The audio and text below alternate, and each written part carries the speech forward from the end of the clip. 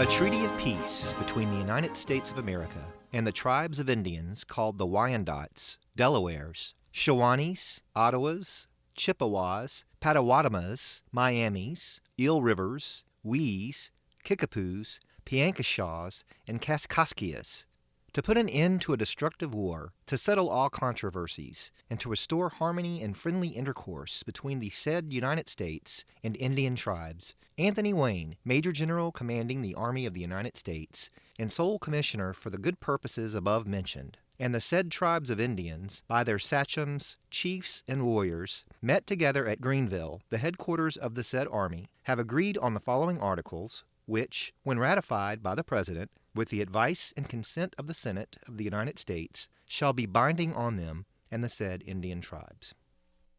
On August 3, 1795, the Treaty of Greenville was signed at the military headquarters at Fort Greenville in the Northwest Territory between U.S. military forces under the command of General Anthony Wayne and the representatives of various Native American nations dubbed the Western Confederacy. It would mark the end of the conflict known as the Northwest Indian War and mark the start of a new era in the history of what is now the Midwest. How this treaty came about, though, is a rather interesting story, one I'd like to share with you at the start of this episode of the Presidencies of the United States. I'm your host, Jerry Landry, and thank you for joining me. Before we dive in, I'd like to take a moment to thank my husband, Alex, for providing the intro quote for this episode. He's been a strong supporter of this podcast from the very beginning, and I cannot thank him enough for all of his contributions, both in terms of audio and behind-the-scenes advice, morale, and support. Je crois que tu sois moi, et je te suis. Now, it's been a while since we discussed the Battle of Fallen Timbers, episode 1.22 according to my notes, so let's get caught back up on what's happening with General Wayne and his Legion of the United States. As stated in that episode, the Battle of Fallen Timbers on August 20th, 1794 proved to be a decisive victory in the conflict with Native forces in the territory, though, of course, there was no way for the Legion to know it at the time. Indeed, the battle had been, quote, more a skirmish than a battle, and the days ahead had not been pleasant for Wayne's forces. Quote, as on all its wilderness expeditions, the Legion had had supply problems. Wayne's men had endured some lean days since the Battle of 20 August. Moreover, they had left scores of men and officers in the new forts they had built, Adams, Defiance, and Wayne. However, on November 12th, Wayne and the remainder of the Legion arrived at Fort Greenville and were, quote, saluted by artillery fire, then were treated to a celebratory feast. Wayne had sent offers to negotiate peace to the native forces through several channels, but as he had heard no word back as November faded into December, he continued to maintain readiness at Fort Greenville. Finally, in mid-December, delegations of Native Americans began arriving at the fort to discuss peace terms. The native nations of the region had voted unanimously to fully renounce British protection since it had done them little good to date, and instead to seek terms with the United States. Once all the nations sent representatives to the fort, Wayne called for a Grand Council on June 15, 1795. This meeting would prove to be, quote, the largest full-scale meeting held between the United States government and several Native American tribal leaders, both in its time and today. And Wayne would make good use of that. Not only was it intended to bring about a peace agreement, but Wayne also, quote, wanted to exhibit United States power and discipline to the best advantage. He had the troops on parade all the time, smarten their movements and uniforms. He would also make moves towards diplomatic niceties by constructing a new council house in the fort's garden for the council attendees to deliver speeches, and Wayne allowed the wives of officers to join them at Fort Greenville. It would prove to be mid-July before some of the key delegates arrived, but ultimately they were all assembled. Prominent Native leaders, including Little Turtle, Blue Jacket, and Tarhe, met with General Wayne and his officers. And finally, on August 3rd, they all signed off on the treaty that had been negotiated. One of the dozen white men who had signed the treaty, and indeed the youngest of that group, was a 22-year-old lieutenant named William Henry Harrison. Methinks we'll be hearing that name again on down the line. So what exactly did this treaty do besides end hostilities? The Treaty of Greenville, quote, addressed hunting rights, trade, the relinquishment of land, and establishing a system to mediate complaints. There was also a prisoner exchange and, quote, a one-time grant of $20,000 of goods, followed by a distribution of $9,500 annually. However, the most important provision for the United States was, quote, the ceding of title by the native peoples to approximately 2/3 of the present state of Ohio, plus 16 parcels of land surrounding U.S. military posts and strategic points still on Indian land. This was a major concession of land to now open up to settlement, where previously white newcomers to the area had been restricted to settlements hugging the Ohio River. I'll post a map on the source notes page for this episode to give you some understanding of what this meant, but suffice it to say, this was a game changer in what would come to be Ohio. Hey there! Are you interested in building your brand, whether it's personal, startup, or corporate, and developing your leadership skills? On Mentor Dialogue, come join me, Mentor Dial, as I interview some of the world's most interesting personalities, entrepreneurs, business people, and authors. I'm proud that this podcast, which is available through all your favorite podcast services, is part of the Evergreen Podcast Network. Check out the Mentor Dialogue show on leadership, transformation, and brand strategy, where you'll get stimulating conversations that elevate your energy and spark change. This would ultimately be looked at as a victory for the Washington administration. But at the time the treaty was being negotiated at Fort Greenville, the president and his advisors had problems on hand that were taking precedence over developments in the Northwest Territory. As we left off last episode, Washington was summoned back to Philadelphia from Mount Vernon in August by his Secretary of War, Timothy Pickering, with a vague but ominous quote-unquote special reason. Now, it should be noted that Pickering hadn't relied on only his own word to bring Washington running back. As discussed last time, Pickering did not enjoy the level of confidence with Washington that Secretary of State Edmund Randolph, a fellow Virginian who he had known for decades, did. Thus, Pickering and Secretary of the Treasury Oliver Wolcott Jr. had met with Randolph on July 31st and had Randolph write a letter to Washington at 10 p.m. requesting, quote, that, if possible, you should return for a few days to the seat of government. Nothing but the general crisis of public affairs leads to this recommendation. Randolph's letter suggested that this had to do with British Minister to the U.S. George Hammond being recalled to England. And while Pickering referenced his recall and asserted that he was, quote, disposed to believe that before his, Hammond's, departure, some useful and perhaps very important arrangements may be made to facilitate the compliance with the condition on which the advice of the Senate for ratifying the treaty was suspended. It doesn't read as if that was the, quote-unquote, special reason. Indeed, Pickering in his letter makes a point of informing Washington that, quote, Mr. Wolcott and I, with Attorney General William Bradford concurring, waited on Mr. Randolph and urged his writing to request your return. He wrote in our presence, but we concluded a letter from one of us, also expedient, and urged at the end that, quote, this letter is for your own eye alone. It was clear that something was up if this much secrecy was called for, and with the Secretary of State himself being left out of the loop. Washington had not enjoyed the trip to Mount Vernon quite as much as he would have hoped, as he was concerned about the uproar over Jay's treaty and expected to be called back to Philadelphia at any moment. For a few days, he himself was out of the loop, as torrential rains washed away bridges that, quote, isolated from the rest of the world, his part of Virginia. When the Post finally started running again, both Randolph's letter and Pickering's were in the midst. And so Washington headed off in early August on a 6-day journey, which found him arriving back in Philadelphia at dinner time on August 11th. The president sent word to Pickering of his return and settled in to a dinner with Secretary of State Randolph at the president's house. Pickering described the scene as follows, quote, upon receiving word from Washington, I hastened to the president's house, where I found him at the table, and Randolph, cheerful and apparently in good spirits, also at the table. Very soon after taking a glass of wine, the president rose, giving me a wink. I rose and followed him into another room. What, said he, is the cause of your writing me such a letter? That man, said I, in the other room, pointing towards the room in which we had left Randolph, is a traitor. Longtime listeners to this program will not be all that surprised at that revelation, as this was discussed briefly in episode 1.22. Randolph had been carrying on behind-the-scenes talks with French Minister to the U.S. Jean-Antoine Joseph Fouché, which in and of itself was not unusual, Alexander Hamilton had plenty of conversations behind the scenes with British agent George Beckwith and British Minister Hammond to reassure them any time troubling events occurred or it was feared that the government was taking too much of a pro-French turn.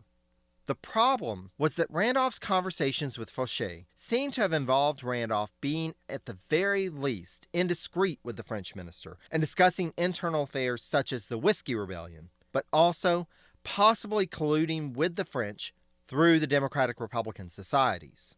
How did Pickering and the other cabinet members learn about all of this? Well, a British frigate, the Cerberus, had engaged a French packet ship, the Jean Bart, in the middle of the Atlantic. As was often done with documents and objects that folks on a ship didn't want an enemy to get a hold of, the French dumped a packet of papers overboard. A British sailor acted quickly and jumped into the water to retrieve the papers.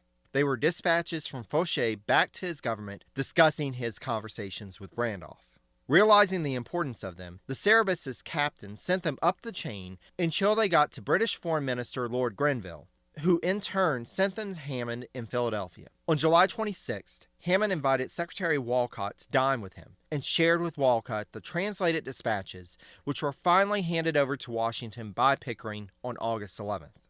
After Randolph and Pickering left, Washington went through the documents. While there was nothing completely damning in them, it didn't look good, and alluded to possible further collusion by Randolph, possibly with him being in the pay of the French government. Washington already knew by Randolph's own admission that he was hard up for money. He wouldn't have been the first, nor the last, to turn coat for a few pieces of silver. Randolph had also been quite cautious in the past of antagonizing the French or drawing too close to the British, and he was the one always bringing up the threat of civil war. Was it possibly that such a civil war was exactly what Randolph wanted? Randolph did not help his case during the cabinet meeting the next day.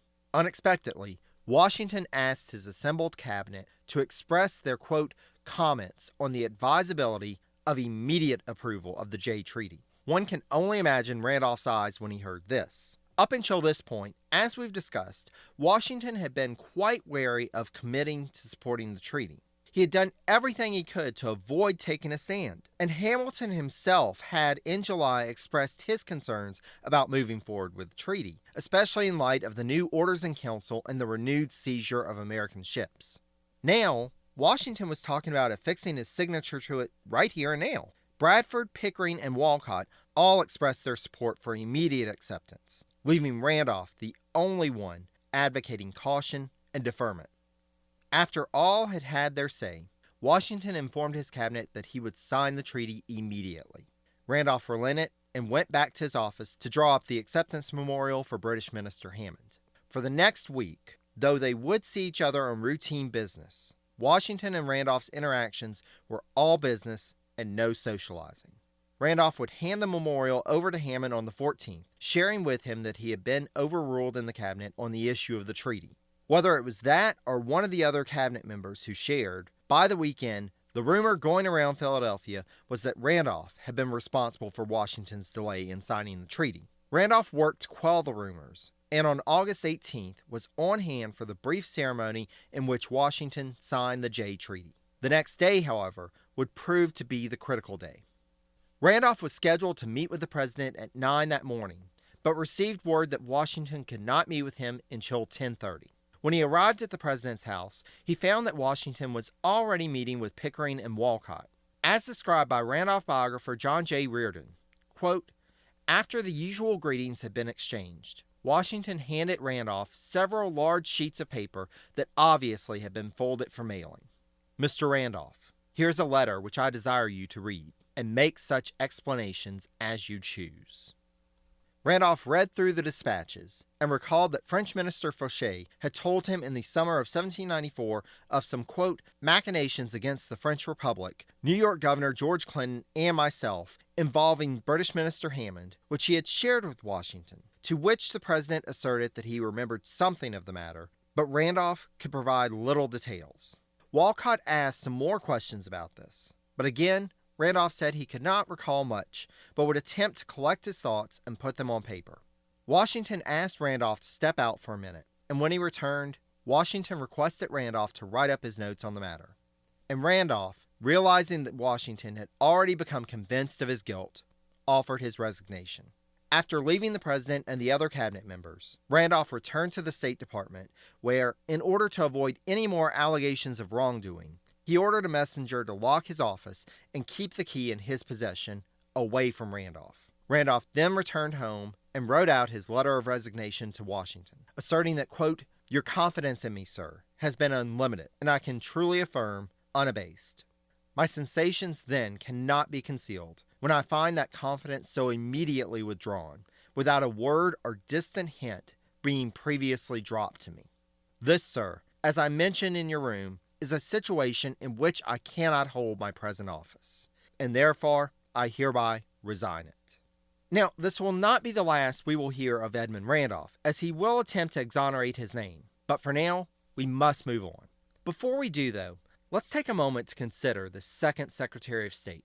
Edmund Randolph had settled into this new role rather well, but though he had a great influence on government policy for the 19 and a half months he was Secretary of State, arguably more than his predecessor had wielded in the administration during his tenure, Randolph was never able to provide Washington with the perspective that Jefferson had provided about the anti-administration point of view. Likewise, Randolph did not convey that he had a grasp of the breadth of knowledge that Jefferson brought to the table.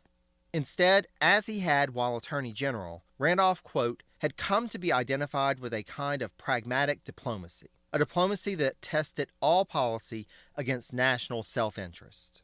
The removal of Jefferson's passionate opposition to Federalist ideas and policies had left a vacuum which moved Washington and his administration to a more partisan stance that failed to take everything into consideration before making decisions.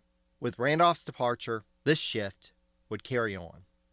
Washington was now faced with the issue of having to find a new Secretary of State as soon as possible. In the short term, Secretary of War Pickering was appointed as acting Secretary of State until Washington could secure a permanent replacement.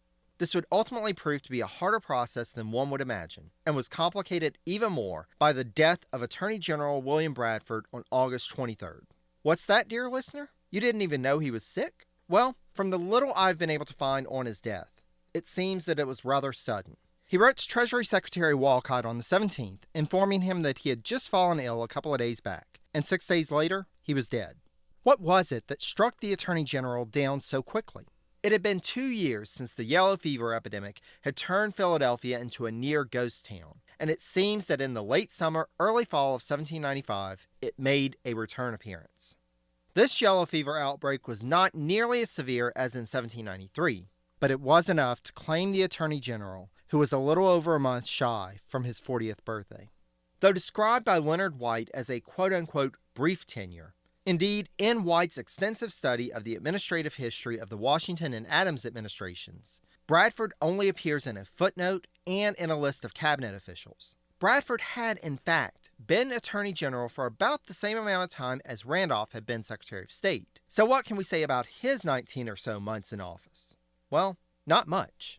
His primary contribution to the administration was during the Whiskey Rebellion, and I cannot conclude that his performance in that situation was admirable, as he seems to have worked with Hamilton to push for a military solution, then carried out personal witch hunts in attempts to prosecute certain notable people like Albert Gallatin and William Finley, who were only nominally connected to the rebellion, while, as William Hoagland described it, quote, incompetently ignoring guiltier parties who would have made good examples. Like Randolph, who held the post before him, Bradford as Attorney General was called on to weigh in on cabinet matters, but his doesn't seem to have been a strong influence.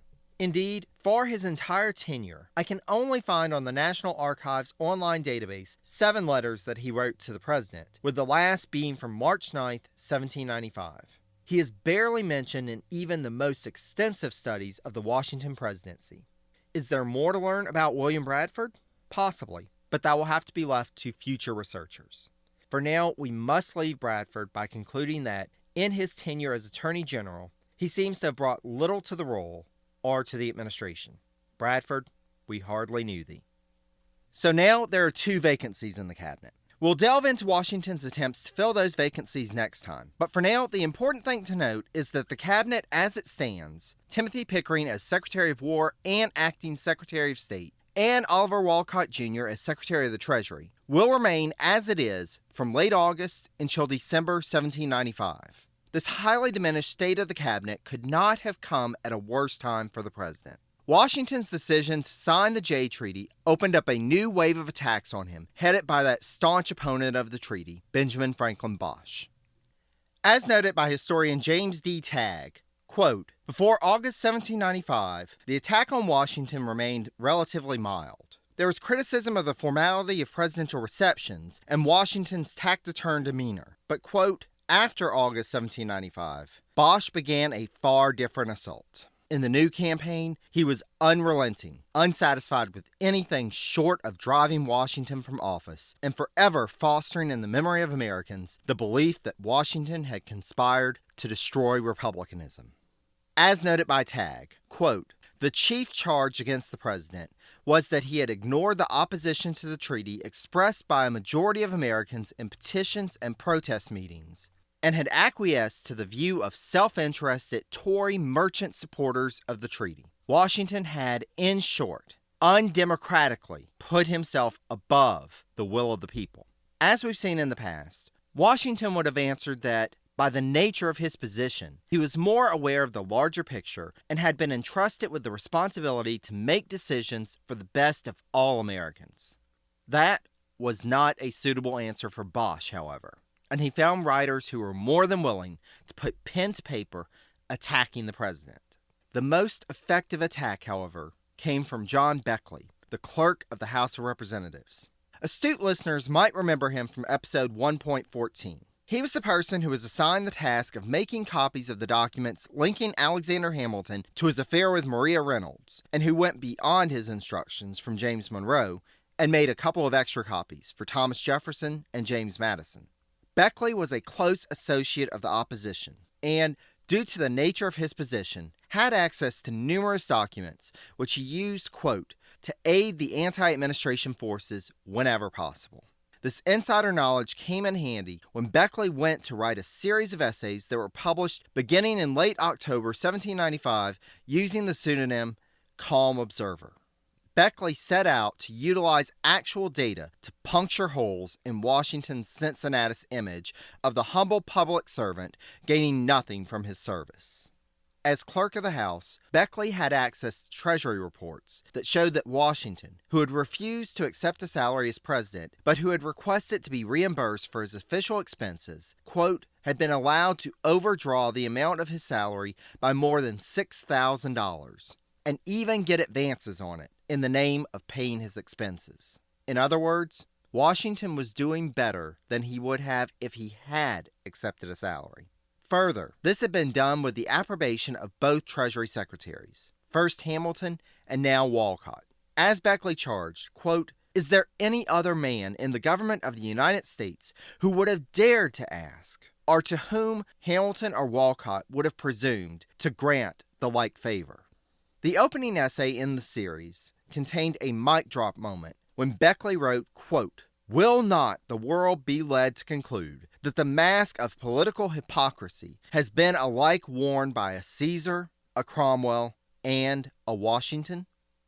The administration and its supporters immediately jumped into action, with Wolcott replying the day after the first Calm Observer essay was published, with an essay of his own published under his own name, not just a pseudonym, in which Wolcott asserts that, quote, if there has been an error in advancing moneys, the president is not responsible for it. He is merely accountable in a pecuniary view for the act of his agent. As a matter affecting personal character, he is in no manner concerned. After falling on whatever sword that was aimed at Washington, Wolcott defends himself, his predecessor, and the Treasury Department, asserting, quote, that not $1 has been advanced at any time for which there was not an existing appropriation by law. And it is my belief that nothing in the least degree contrary to law has been practiced in respect to the time and manner of making the advances. This will be the first of Wolcott's two replies, both published in the Aurora. And Alexander Hamilton wrote to Washington within the week, informing him that, quote, the Calm Observer requires explanation, and I mean to give one with my name. Thus, at the same time that he was writing the defense, As discussed last episode, Hamilton also published The Explanation, an essay outlining the mechanics of, quote, Washington's expense account in the New York Daily Observer. Thankfully, Washington had his Treasury secretaries, present and past, to come to his defense, as was noted by Jeffrey Paisley. Quote, thrown back on their heels by the addition of real data to the Republican attack on Washington, Federalist editors were unable to do much more than impugn the putative source of the charges, or make the inaccurate claim that all high officials got salary advances. Despite their efforts, however, quote, Hamilton and Walcott could not disprove what the records clearly showed, large advances for most of Washington's presidency. Even the first president was not immune to the public criticism and critique that is quite familiar to contemporary listeners, 2018 as of this recording. Whether justified or not, even Washington was held to public scrutiny. So what did the president himself have to say about it? Naturally, I checked to see what I could find, and the first letter that came up after the publication of the Calm Observer essay on October 23rd was a letter to Hamilton on the 29th. Of all people, Hamilton would be the one that could be expected for Washington to unload his frustrations on, especially in this letter, which was rather lengthy. But no, whatever frustrations Washington had about it, I'm not seeing at the time where he committed them to paper. As the letter to Hamilton on the 29th makes clear, though, there was more than enough to occupy his mind in late 1795 that the Calm Observer may have been the last thing on his mind. We will pick up with this letter next time, in an episode I'd like to call The Not So Dream Team. Until then, I'd like to thank Alex again for providing the intro quote for this episode. I'd also like to welcome back on board our audio editor, Andrew Foncook. After filling in during his recent hiatus, I can assure you that his is a key role in this podcast, and I'm very thankful for all of his efforts. If you, like me, could use Andrew's assistance on your podcast or next audio project, drop him a line at andrew@foncook, that's PFANNKUCHE.com. As for me, if you have any questions, comments, or Randolph Gate 1795 memorabilia, send them on to Presidencies Podcast, all one word, @gmail.com. I can also be reached on Facebook at facebook.com/presidencies or on Twitter at presidencies89. Source notes for this episode, as well as past episodes, can be found at presidencies.blueberry, that's BLUBRRY.com. And you can find all the options to subscribe to the podcast through various mediums, including iTunes, Stitcher, Google Play, or TuneIn, among others. Thank you so much again for listening, and take care, dear friends. Until next time.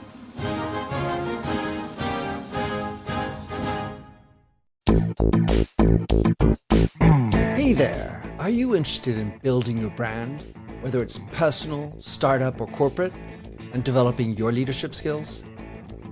On Mentor Dialogue, come join me, Mentor Dial, as I interview some of the world's most interesting personalities, entrepreneurs, business people, and authors. I'm proud that this podcast, which is available through all your favorite podcast services, is part of the Evergreen Podcast Network. Check out the Mentor Dialogue show on leadership, transformation, and brand strategy, where you'll get stimulating conversations that elevate your energy and spark change.